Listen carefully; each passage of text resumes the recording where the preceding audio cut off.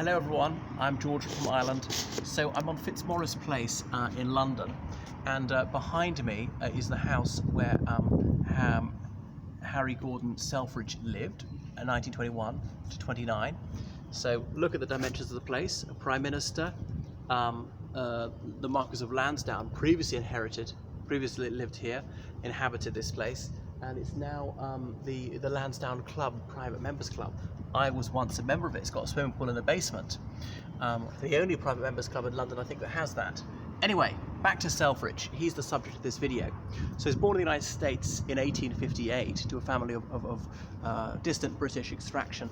I can't remember where he was born because I make it a point of honor never to look things up right before I do these videos. And so he grew up in a working class family. Like most people, had to leave school in his early teens, and he got a job as a shop assistant, or as people would say in the United States, as a store clerk. But he was diligent, and he gained promotion. So he worked sedulously, he saved his pennies, and he opened up his own shop, a general store, later moving into retail, branching out. He was obviously an astute businessman, and eventually he owned several shops. So he made his way in the world through thrift and endeavor. So it's kind of a bit like the American dream. You find this in Benjamin Franklin. He's probably the first one to expostulate it. Anyhow, he had the then revolutionary idea of allowing customers to browse, to pick things up, to handle them, to try them on, and not to serve them too much, not hard sell. Because in the 19th century, you went into a shop and immediately a shop was on you. May I help you, sir? What are you looking for? And you felt under pressure to buy. You're less inclined to go in. And the idea is that they were going to make a sale. But he says, no, that puts people off. We've got to make shopping a fun experience. Allow people to wander around and try things for themselves. You're getting some idea of the dimensions of the place. I don't think they owned around the corner. I could be mistaken. I'm very close to Berkeley Square, so we're in a very upscale area. Anyway, so he made a fortune in the United States, owned many shops, and then he moved to London in the Edwardian period, and he set up Selfridges on Oxford Street.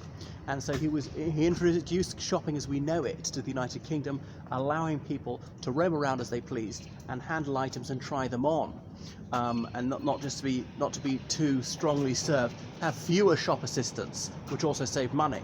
And he got Edward VII, the King, to come and try it. Edward VII was in clover. He'd never been shopping in his life, so he thought it was wonderful fun.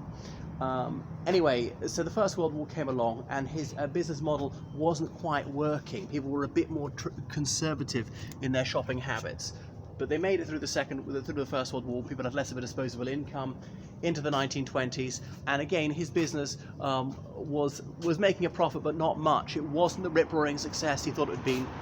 The American branches had to subsidize the British branches of Selfridges, and then the Great Depression struck, and that's what really finished him off. And he couldn't manage to live here anymore. He moved to Putney. He kept the big shop on Oxford Street, but it was very tough times in the Depression. Some years he was making a loss.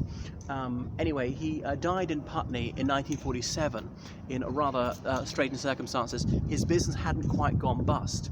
Ironically, it's after his death that it really started going, and Selfridge is in just about every town in the UK. There's Miss Selfridge, the young women's section. It's mainly clothing, but it's also household items as a food item section as well.